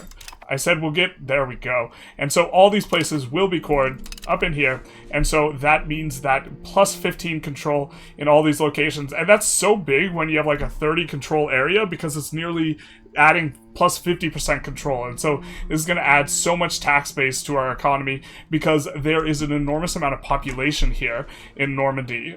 Just in terms of, like, if we look at the population heat map, it's actually difficult to discern, but there's really a lot of population here. We see like almost every place is like 30k plus, whereas over kind of in the mainland, there's a lot of 15ks all over the place and this type of thing. So that is going to make things a little bit better. It looks like someone is disloyal, Mr. Brabant, because we did that interaction. We will do something to make him more loyal, and we will also click settled colonies. So now, in terms of monthly colonial migration, oh, that's the wrong thing. We have to go for modifiers. In terms of monthly colonial migration that we have going on, we are getting plus... We're getting plus 180%. It hasn't ticked in yet. Or no, it hasn't established yet. So we're going to get an additional 90% here. So we're going to get 170% colonial speed. So our things are just absolutely flying. If we look at the speed at which this stuff is kind of coming in, we're getting plus 75. Let's find another person. Let's see Paul Allen's business cards here. Where 0. Thanks, dog. Coming in here, we see 44 for Castile. So nearly double Castile's speed, and we're already in the New World, and they are not. So really, really kind of getting a heads up on things in terms of the tech. Now, we have kind of coming in here a couple things we already queued up, and we're going to let those be in the queue, but we also have the meritocracy is finally spread to us. So we're going to embrace it for the extra tech speed. We'll see that 2.21 go up. I said we'll see that 2.21 go up. Well, do we really have to wait a month for it to go up? We'll see that 2.21 go up. I said we'll see... Okay. I guess we won't see anything. Oh, there it is, 2.28. Perfect. And so that will be nice. And then now we could also come back into Age 1, because we now have meritocracy. And meritocracy's got some good stuff. but it's like good in a weird way. So we're going to go for the tax efficiency first, getting the efficiency of cabinet as well. This stuff will also research really fast, and then we'll go for power projection, which increases your colonization speed. Then we'll go for trade efficiency. 2.5% is a pretty solid amount. I think the estate status or estate enrichment is not necessarily that strong a modifier, but it's worth researching. And then we want the legislative efficiency for the decreased cost on the antagonism, and then I think we're kind of okay with what we have here. The only thing I guess we would kind of want to push is estate power from cabinet positions not that big a deal because we're doing a lot of crown characters and burghers, and we don't really care if the burghers get powerful. But the stability cost investment's a bit of an intriguing one. I just don't think it's worth 2 techs to be able to get into that, so I think that these are going to be the techs that we're adding onto the queue, and really kind of the obliquely powerful, or the most powerful one being the tax efficiency and the power projection, and the other stuff's just some nice gravy on the side here. So after running up the ladder of union policies for some time now with our union with France, we are finally at the question of unification. Now, we still have to go up to rapid unification to annex them in anywhere near a reasonable time frame, but once we pass this, which we will because we have the majority of the votes, we will be able to annex them. It's just, you know, they're massive and the annexation is slow, so not anytime soon, but this is something that would probably happen in maybe the next 100 years, us just annexing all of France for realsies, good dealsies. We annex Brabant here and get a bunch of more cores. This is going to be really good for us, and it's going to be in an area where, look at this proximity. The proximity here is excellent, and that's before we even kind of do any sort of nonsense with roads, looking to push extra access here, and also building naval access, this type of stuff. Our naval access is kind of built out in Normandy, but it's just kind of better over here, and so these areas will be pretty good. We got some decent resources here, nothing too crazy. Fiber crops and wool are going to be nice, and we have kind of not as much pops as we would like, but still a good enough chunk of pops for us to work with and urbanize at least some of this, or keep it some of it urban. Just taking a look here, it doesn't look too... Yeah, we maybe urbanize the legumes and the fish, something like this is looking kind of good. The fish just, you can always urbanize over, and so this will be nice. And we are continuing to expand out the paper and the books. They do take forever to build, and even once you build them, they also do take forever to employ up. Although we're doing a pretty good job of employing up by the looks of it. Yeah, we are going to have a lot of these types of situations where there's going to be a very significant lag between when we get all the buildings and when we can employ all them up. And this is kind of helped by control, but it is now our throttle is becoming... we are still going to be popping off, but our throttle is becoming how quickly we can promote our pops and this type of stuff, and so lack of control is a little bit annoying, but literacy is really helpful, as is these or civilian infrastructure buildings like the library and the university, and so you can see here every month we're getting 38. Eventually we'll make it there. And our first colony in Havana is completed. We will make it a colonial subject. It's nice that it is taking, in fact, Havana, as it's a place, and we... Alright,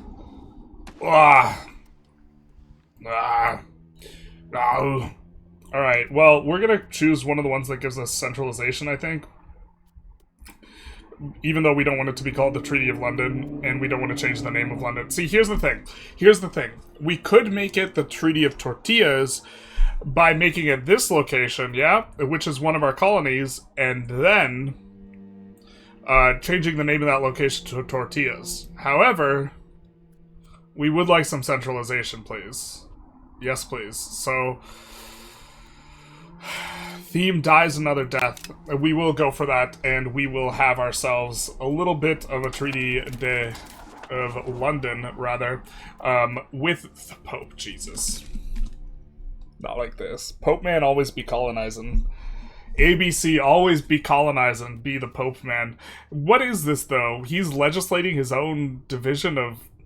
Come on. Alright, chat. We had a power outage. And this reset our OBS settings, and so we are missing a few clips here. But to rehash or go over some of the things that we have done is we first had a really nice parliament where we were getting the final push towards naval, And then right as we click the button, we have the power outage. It's been like 10 parliaments that we've been trying to get this last little bit. And by 10, I mean 6, but I'm complaining, so it's 10. And so this was a little bit unfortunate, but we came back and we are really kind of in the process of setting up the colonies here, which is really, really important via kind of going through the markets and this type of thing. So first of all, we started producing slaves again in Bir Dun, and we started exporting the slaves. We have this demand, the export to the Marian market, that allows them to be profitable. Previously, what the AI keeps doing is they'll keep closing these, which is a little bit obnoxious, and then we can keep subsidizing them, and then they can keep closing them, and we can keep subsidizing them, and so it goes in terms of a play pattern. But I think once we create a big enough demand that they might stay open, or if we can drop the price of these input goods low enough via, you know, building in our subjects. So that's something we're going to be focused on. But the important critical part is that, you know, we have people who are going over to start a new life in the colonies, and by start a new life, I of course mean experience the horrors of slavery. So over in the Marian market, we are now getting slaves. So previously there were no slaves here, and now under our colonies we do have a little bit, and these slaves will be affected by the massive pop growth. Unless I'm mistaken, and slaves don't experience pop growth, but they will be, I do think they do, they will be experiencing the massive pop growth. And you can see here already 7% of the pops we have in Marian are slaves, and we will be getting the same out of Havana. As long as there is potential RGOs that have unfulfilled kind of slots, they will continue to import slaves. Here you can see, wow, even more slaves, 12% are slaves here. And so this is going to allow the RGOs to fill up, because otherwise there's really not a lot of pops. And so what we are doing is we're expanding stuff like Chile, which is going to be very, very profitable here. Now, in order to expand Chile and also be able to support a whole bunch of stuff, we actually need to send a bunch of supplies to Marion, which is where London comes in here. And so if we look at our trades in London, we are actually sending several things over to Marion.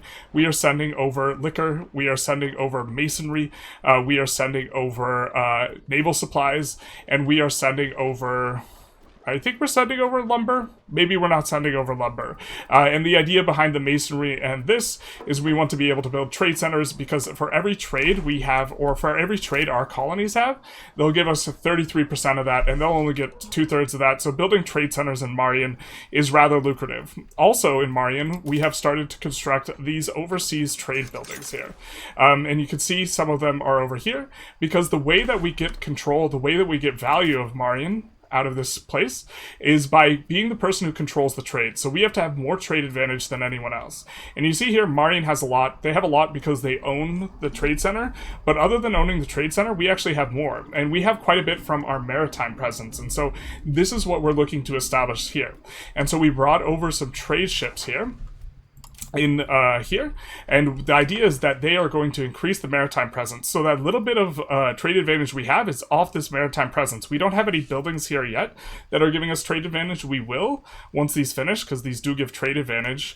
And another key thing that they give us is a little bit of trade capacity, but importantly, they allow us to patrol these areas. They allow us to patrol the sea zone, and so we can use a bunch of light ships to gain a bunch of trade advantage, and then with that trade advantage, we can control the outgoing trade in the Marian market, which means that when the trades go through, whoever has the most trade advantage is the one who gets to decide the outgoing goods first.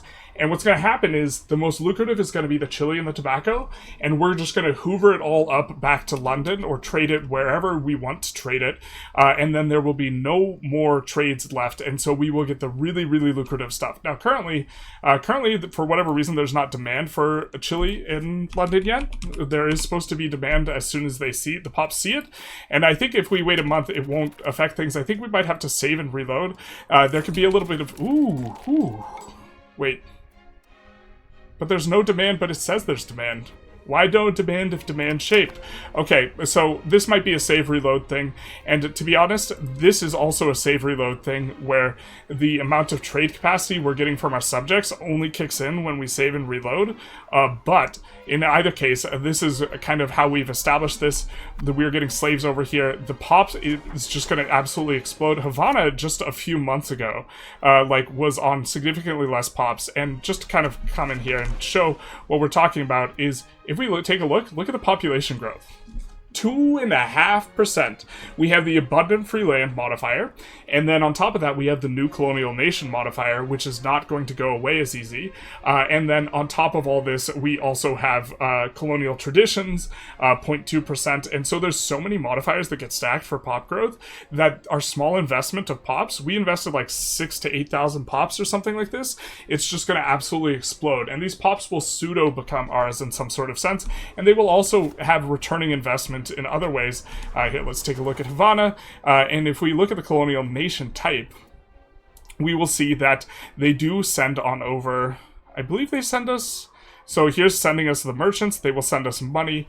I could have sworn that they would send us also sailors and or manpower. Maybe they changed that, but this is how we're setting up the colony, and this is kind of a culmination of a whole bunch of things we've been doing, like first setting this up so that we could have the trade capacity and this type of thing to be able to push this forward.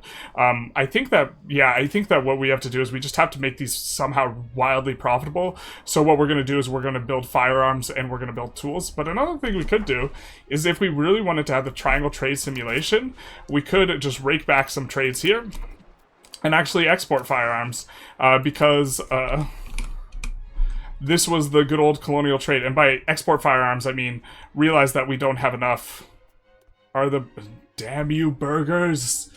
Damn you! So we should be able to export, but the burgers are exporting, so yeah, this is big sad. Also, in regards to the trades, just kind of getting caught up in what's going on, if we manually trade, wildly lucrative on the books, if we look and see what is actually getting traded by volume, we are going to see not so many books. I do believe the burgers are exporting most of them, so we have to wrest somehow this back from the burgers. A little bit of some UI business that's kind of a little bit silly, but if we take a look at books, here, oh, see it.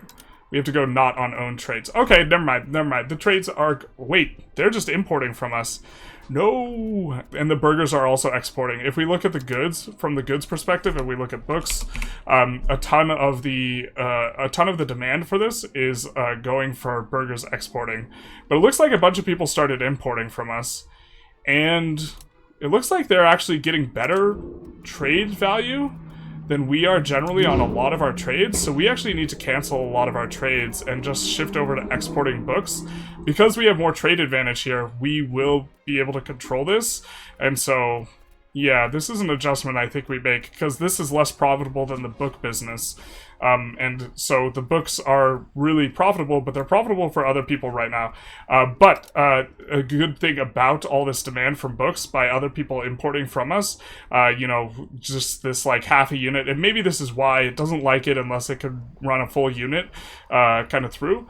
But part of this, the value of this is it's pushing up the price of books or keeping it high, so that we can continue to build books and have them be profitable. Let's actually take a quick look at London too, and how much money we're making. So our income, our profit is 16, which is respectable but not enormous. But look at how big our income is. The problem is the price of books is just absolutely collapsed. We need to build more paper in terms of the balance, but we also need more tools here. We have plenty of lead in the market, which is going to be quite nice. And so I guess we got to get more on that paper grind and expand out the paper quite a bit. But another thing here is the books. You'd notice they have a much higher building level max. The max of 40 versus 26, so every time you upgrade in tiers, you are going to get more available max levels, and so this is quite valuable. So moving from this to this gave us more max levels. But this is kind of the critical thing, I think, of the episode, is the fact that we're setting up the colony and doing this in a relatively timely fashion, so that these guys will have a really nice takeoff and we will be able to get a lot of value out of Cuba, which I think is by far the most valuable place to colonize in the early game. So for technologies, we got a pretty good lineup here. We're going to go for maritime presence into proximity cost through maritime. So currently we're paying about 4.5 every time we go through a sea province, on average, kind of in our home area, and this will reduce that to just 4, and so that will save us in a lot of locations, maybe 3 controls, something like this. We probably should have gone for this early, very strong for us, then going for monthly colonial migration, then heading on over to the military tree to pick up the extra cabinet seat and power projection to help us with colonization, and then back on over to the tree for the colonization tree, not doing that, but doing this with a very similar idea: maritime trade advantage. That's going to help us to establish control over trade of Marion, and then proximity cost through port. So on a lot of ports where we only have like 50% reduction, what this is going to represent to us is a 2.5 proximity, so like 1.8 control, and 1.8 control for every place downstream. So that's going to be pretty nice, really smooth out things, where in our bad locations that don't have harbor capacity, this will be incredibly good. And then if we have a lot of harbor capacity, it won't do anything. Then we're going to come in and do this over here, get our plantations. By then, we should have a decent amount of tobacco and cotton going. A little pop promotion speed will be nice, considering we are struggling with that in terms of something that's throttling us with all the new workshops and such. And then iron output's going to be really good. We have a lot of iron, and we're probably going to expand out more bog iron, specifically in the Netherlands, and then silver output's right there, so that's going to be pretty good for us. We do have silver and we have lead, so that'll work well enough for us. I think then we'll come back and maybe get the war galley. Not really sure. We'll kind of play it by ear based on how things look when we finish up these texts. Let's take a little bit of an inventory of our colonial affairs. We're in the colonial map mode. Blue means we're currently colonizing it, and we are making these small little colonies starting to form in the Americas, making sure that we explore all around them first, because occasionally you get funny looking markets and it's difficult for you to interact with, or difficult to explore these areas afterwards, so we're going to explore them now. We do have one colony about to finish here for a total of 3 in Cuba. Generally speaking, kind of enjoy the smaller colonies because they very often use developed province, and so if you just contribute a whole ton to that province, it's going to go a little bit slowly. However, it's just a little bit slowly when you take into account they get colonial heritage, which is basically doubling kind of a normal looking development. So they will have basically the prosperity is like 2 parts for the dev province and 3 parts for the colonial heritage, and so they end up getting around triple kind of normal levels of development, and so they kind of catch up, but they also start at 5, so it will take a while to catch up, and it's 5 like 100 years or 150 years into the game, but they are coming along. And so taking a look at things, where our heuristic, generally speaking, for the colonization is low pop areas, because they colonize faster, we have colony already here in Pindare.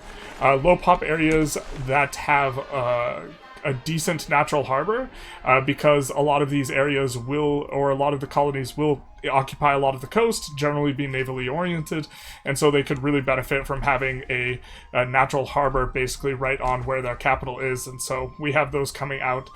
We got another one over here and over here, and so we have several African colonies.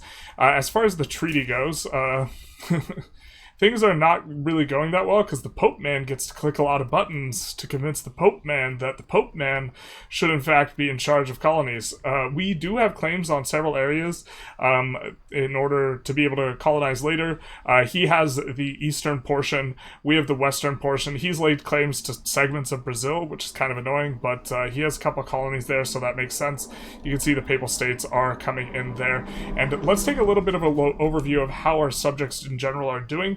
We started talking about how we were feeding money to a couple of our dominions, and so if we kind of track their tax base, these guys, a little bit of a come up. We've been feeding them 5 ducats for a while, have a little bit of a come up with Catalonia too. Really, the external money tends to make them do quite a lot better in terms of growth, but it's not necessarily clear that you couldn't do better with the 5 ducats, but probably couldn't.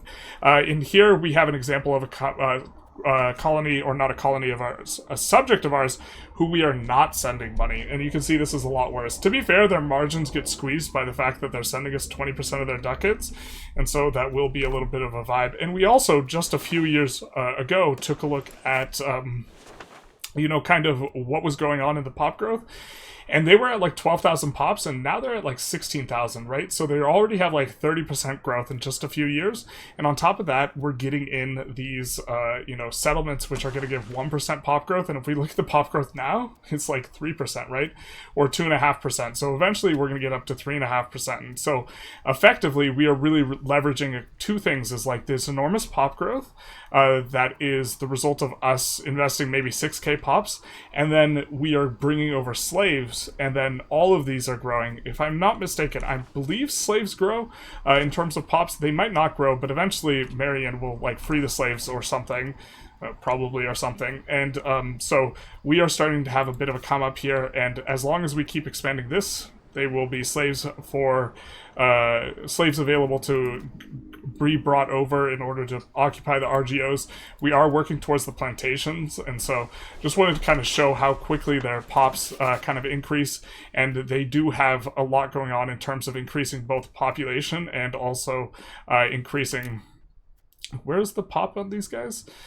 Increasing both population and also increasing development. So you see they started with 12k, they're already up around close to 50% pops, and this is without us even intentionally like pushing the RGOs and the slaves, while we are pushing the RGOs and the slaves.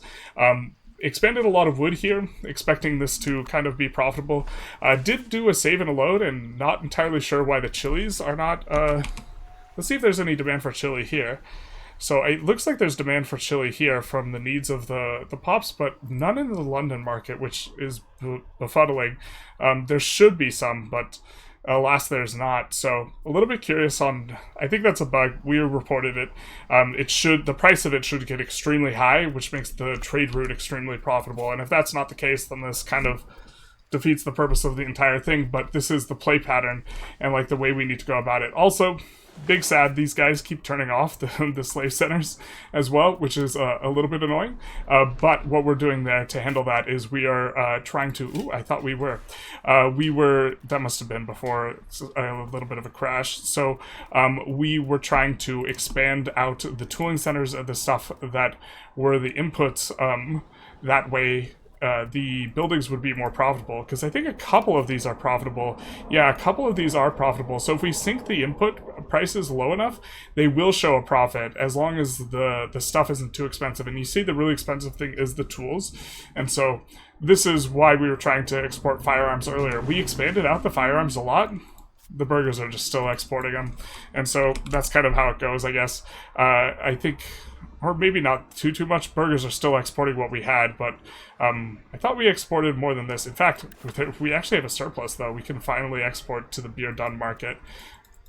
Can we not? Let's come back. We do need a little bit of trade capacity here.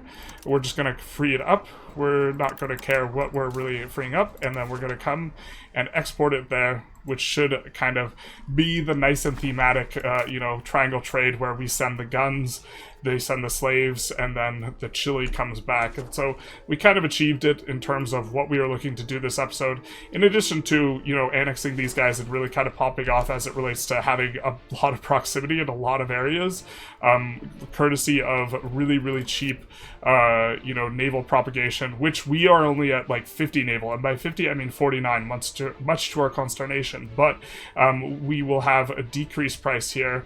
-5 for naval. Don't we have the tech already? No, we're about to get the tech. So this is going to turn from a 4.47 to around just under 4. So this is what the power of this tech is. And so we see that we're traveling through two sea zones. So that's going to save us like one control. But the areas like over here where we're traveling through 1, 2, 3, 4, 5, 6, 7, 8, 9, 10 sea zones, being able to save 0.5 on 10 of those, that's going to be 5 proximity, which is going to be like 3.5 control. So this is going to end up being a proximity of around a little bit under 60 once this kind of kicks in. So it's really going to benefit the further away places more, of course, and then these places are already just doing so well. And so in terms of what we're doing in these areas before we go is we're urbanizing them up and trying to keep things flowing, really having difficulty collapsing wood prices in both these markets, which is the primary throttle behind us upgrading. I do believe that the paper demands wood, so we probably need more,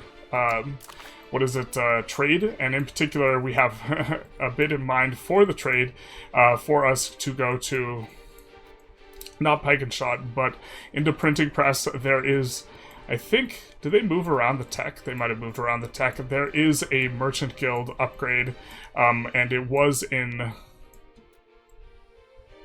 They moved the tech. One sec.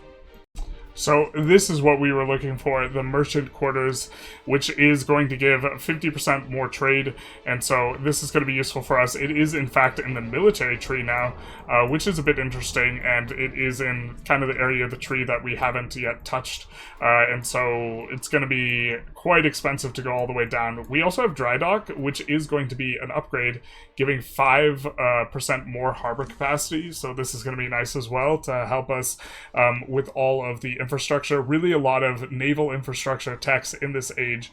And then of course Carrick we are interested in, so we can take the naval hegemon. And then down here kind of towards the bottom is the merchant quarters, and so that is going to be useful for us. But anyways, that's kind of what we got going on. I think we're going to do one more episode, maybe two, and so that's kind of for the future of the run.